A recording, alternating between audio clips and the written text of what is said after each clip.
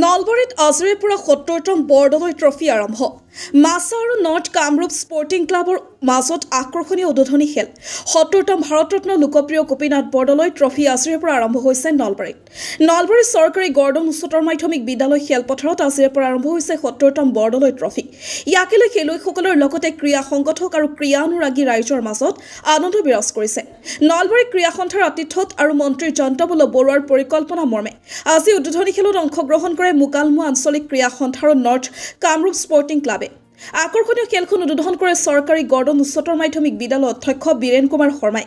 প্ৰবীণ football খেলুৱৈ কনক শৰ্মা, বিশিষ্ট ক্ৰীড়া সংগঠক গৌতম কলিতা, সত্যন শৰ্মাকে ধৰি বিভিন্নজন প্ৰবীণ নবীন খেলুৱৈৰ উপস্থিতিত ৭০তম বৰদলৈ ট্ৰফি উদ্বোধনী সভাখন পৰিচালনা কৰে বিশিষ্ট ক্ৰীড়া সংগঠক ৰাতুল গোস্বামীয়ে।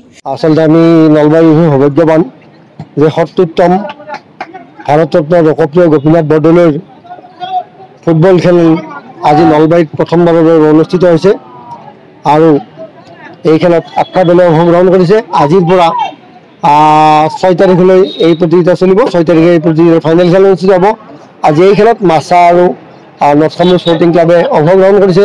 তাৰ প্ৰাক মুহূৰ্তত আমি আমাৰ মাজত পৰা আঁতৰি যোৱা গৌতম প্ৰতাপ গোস্বামী নলবাৰী তেখেতৰ আত্মসন্তুষ্টিৰ কাৰণে একমিঠামা মৌন প্ৰাৰ্থনা জনাওঁ। খেল উদ্বোধনী প্ৰাক মুহূৰ্তত বিশিষ্ট ক্ৰীড়া সংগঠক প্ৰয়াত গৌতম প্ৰতাপ গোস্বামীৰ মৃত্যুত শোক প্ৰকাশ কৰি শোকসভাও অনুষ্ঠিত কৰা হয়। অন্যহাতে খেলৰ আৰম্ভণিতে ৭০তম বৰদলৈ ট্ৰফিৰ পতাকা উত্তোলন কৰে অসম ফুটবল সন্থাৰ সহকাৰী সম্পাদক অভিজিত কলিতাই। নলবাৰী ক্ৰীড়া সন্থাৰ পতাকা উত্তোলন কৰে বিশিষ্ট ক্ৰীড়া সংগঠক হেমেন্দ্ৰ মহন্তই। ইফালে গুৱাহাটী ক্ৰীড়া সন্থাৰ পতাকা উত্তোলন কৰে বিশিষ্ট ক্ৰীড়া সংগঠক হৰীশ গোস্বামীয়ে। ৮টা ফুটবল দলে অংশগ্ৰহণ কৰা বৰদলৈ ট্ৰফিৰ ফাইনেল খেলখন অনুষ্ঠিত হ'ব ৬ ফেব্ৰুৱাৰী। খেলখনৰ পতাকা উত্তোলন কৰে বৰদলৈ ট্ৰফিৰ পতাকা উত্তোলন কৰে আমাৰ অভিজিত কলিতা, অসম ফুটবল সহকাৰী সম্পাদক। নলবাৰী ক্ৰীড়া সন্থাৰ পতাকা উত্তোলন কৰে হেমেন্দ্ৰ মহন্ত ডাঙৰীয়াই আৰু গুৱাহাটী ক্ৰীড়া সন্থাৰ পতাকা উত্তোলন কৰে হৰীশ গোস্বামী ডাঙৰীয়াই। খেলখন আনুষ্ঠানিকভাৱে উদ্বোধন কৰে নলবাৰী গৰ্ডন উচ্চতৰ মাধ্যমিক বিদ্যালয়ৰ অধ্যক্ষ বীৰেন কুমাৰ শৰ্মা ডাঙৰীয়াই। গতিকে আমাৰ এটা ভাল খবৰ বা ভাল যে এই গৰ্ডন ফিল্ডত বহু খেলাই হৈছে, কিন্তু বৰদলৈ ট্ৰফিৰ খেলা এতিয়ালৈকে হোৱা নাছিল।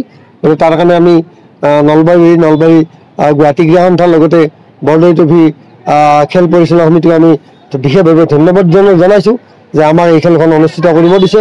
গতিকে আমি এই ক্ষেত্ৰত আমাৰ নলবাৰী কেন্দ্ৰৰ সভাপতি মাননীয় জয়ন্তবল্লভ বৰুৱা ডাঙৰীয়া তেখেতে আমাক যথেষ্ট ধৰণৰ সহায় সহযোগিতা আগবঢ়াইছে আৰু কৈছে যে এই খেলখন যাতে কোনো ধৰণৰ ত্ৰুটি নহয় তাৰ কাৰণে আমি বিশেষভাৱে চকু দিবলৈ আমাক তেখেতে নিৰ্দেশ দিছে।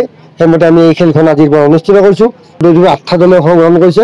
নলবাৰী ক্ৰীড়া সন্থাৰ অধীনৰ যি শ্ৰেষ্ঠ ৮টা দল সেই ৮টা দলে অংশগ্ৰহণ কৰিছে আৰু এই প্ৰতিযোগিতাৰ চূড়ান্ত খেলখন অহা ৬ তাৰিখে ৬ ফেব্ৰুৱাৰী অনুষ্ঠিত হ'ব।